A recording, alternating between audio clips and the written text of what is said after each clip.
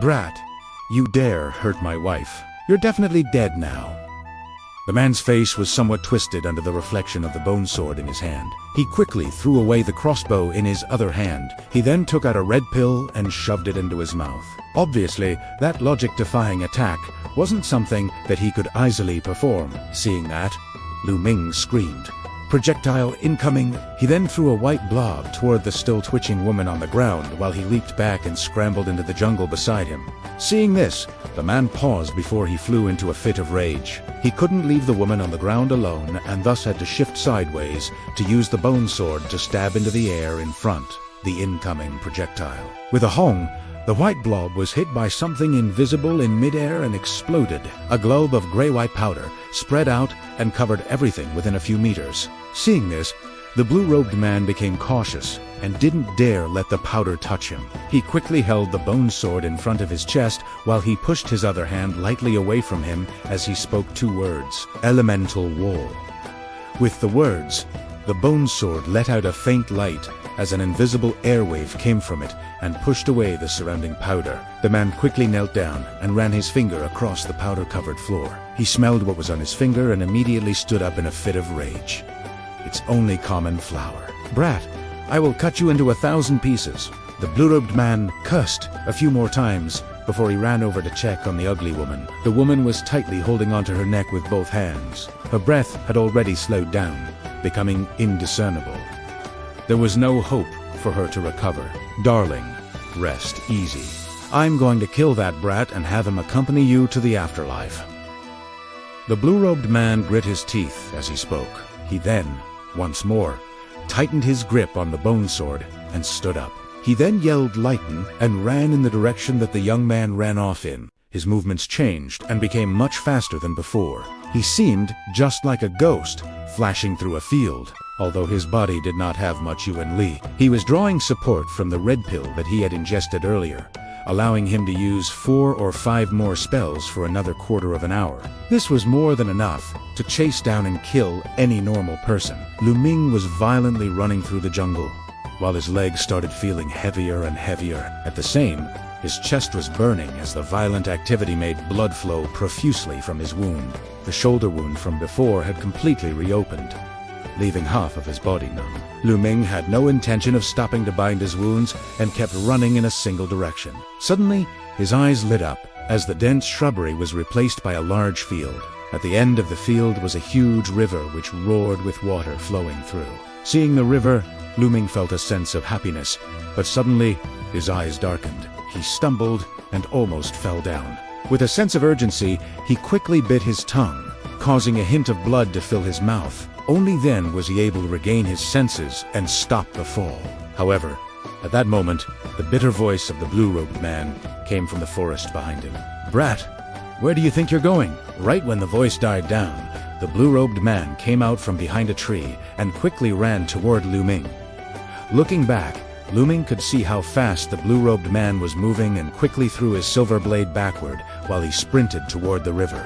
The blue-robed man flicked his bone sword and deflected the incoming silver blade. He didn't so much as pause from parrying the sword. With one running and the other chasing, the two ran for a dozen meters. After another few leaps, Lu Ming finally got to the side of the river. Making a huge jump, he was about to land right into the river.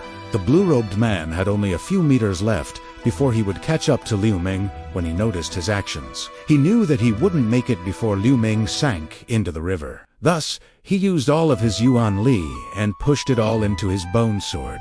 Instantly, the bone sword shined so bright that it hurt to look straight at the man. Lowly roared and slashed forward, causing an almost invisible sword projection to jump out of the sword. In the blink of an eye, it strangely appeared right behind Lu Ming and plunged into him. Pooh! Lu Ming was pierced through the stomach and dropped heavily into the river. After falling into the river, he disappeared under a white wave. Only then did the blue-robed man get to the side of the river. Seeing the raging waves, he furrowed his brow. He believed that, with a combination of his bone sword's attack and the ferocity of the river, Lu Ming would have no chance of survival. However, he couldn't be sure without seeing the corpse. Although he didn't know how to swim, and this river's power was enough to run the corpse to a far, distant place, The man thought about it for a while and looked at the bone sword in his hand. The weapon, called a practitioner weapon, no longer had the bright shine it generated before and had returned back to its original state. The blue-robed man lingered for a moment, but could only leave in frustration when Liu Ming's body didn't float back up. 3 days later, on a river along the border between Xiachu State and Fengyan State, stood 2 men in yellow robes. One was tall and the other short, and they were blankly staring at a well-dressed corpse. Beside the corpse in front of the two, there were 7 or 8 more corpses that all had gray junk. However, unlike the well-dressed corpse, these corpses all had horrible wounds. The wounds varied from being cut in half to having their heads bashed in.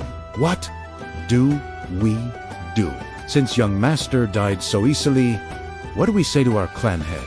The speaker was the short and skinny man who had a sword behind his back. His face was quite narrow and his eyes were triangular, giving off the impression of being quite deadly. However, his face was full of worry as he asked his companion, Zhu Lao-san.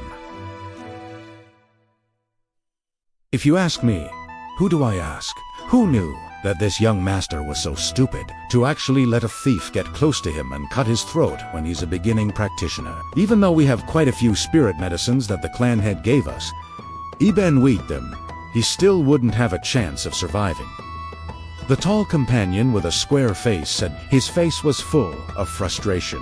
Guan Lao Da, no matter how stupid he is still the clan head's adopted son. In addition, the clan head paid a huge price to get him a place in the ceremony. Now that he died halfway there, what are we going to tell the clan head? I fear that us getting beat is inevitable. Zhu Lao-san sighed as a vague sense of fear appeared on his face. Hemph! If getting beat is enough punishment for this, I will be burning incense. Guan Lao Da's face muscles shuddered as he uttered a sentence that Zhu Lao-san did not expect. Guan Lao Da. What do you mean by that? You and I are true middle-tier practitioners, even if the clan head dearly loved his adopted son. Do not tell me that we really have to repay this with our lives. Zhu Lao-san looked at his fat companion with eyes wide open. You think this youngster's identity is simply the adopted son of the head? Eltuk, this young master, has a spiritual pulse. His attitude is horrible, and he's quite brutal. He has almost no chance to approach the clan head. Why do you think such a person would at all be adopted by our clan head? Let me tell you that this young master is the clan head's illegitimate child.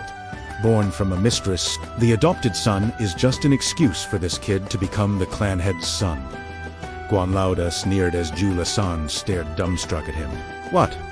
Young master is really the clan head's own flesh and blood. Guan Lao Da, how do you know such a crucial thing? The thin person shuddered as he stuttered out some words. Whatever. I guess there is no reason to hide it from you now. You know that my relationship with the clan head's wife's personal maid was pretty good. She once complained about the clan head's injustices to me, and with a slip of her tongue, she told me this secret. This cannot be fake. Guan Lao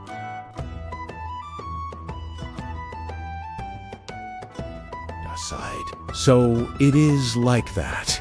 The barbarian ghost sect is ranked quite low among the larger sects in Dashuan country, and the opening spirit ceremony is quite expensive, which caused me to wonder why our Bai clan would let someone who isn't closely related to the clan take that spot. If the kid actually had his spiritual pulse open, he would be a true spiritual student and become much, much more powerful than either of us. If he gets some special chance and becomes a spirit master, and if the current emperor sees him, then the emperor would have to greet him with plenty of respect. Finally, Zhu Lao-san realized the inside story.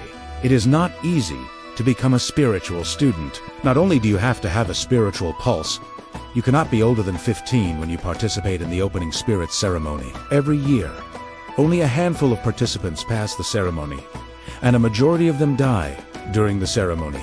Even if one luckily survives, one has to work under the sect as a normal practitioner for 20 years. Head's decision to send his son this time was probably a bet. Even though Bai clan has quite a few spiritual pulse members, most of them have failed in the opening spirit ceremony. Those that survived are stuck in the sect and are being used as raw labor. Only Lady Yan had a successful spiritual opening and became a spiritual student of the Sky Moon sect. Unfortunately, Lady Yan is a girl and will one day marry someone. Head definitely wants his own son to become a spiritual student so that the Bai clan can keep its practitioner clan status for another few dozen years. Guan Laoda explained even more. Looks like Clan had put great hope in this young master. However, the more hope put into the young master, the larger the chances that we will die when we go back. How about we escape from Dazhuan country and never return to the Bai clan? With our statuses as middle-tier practitioners, we'd be respected everywhere. Yu Laosan said through closed teeth as his eyes quickly rolled.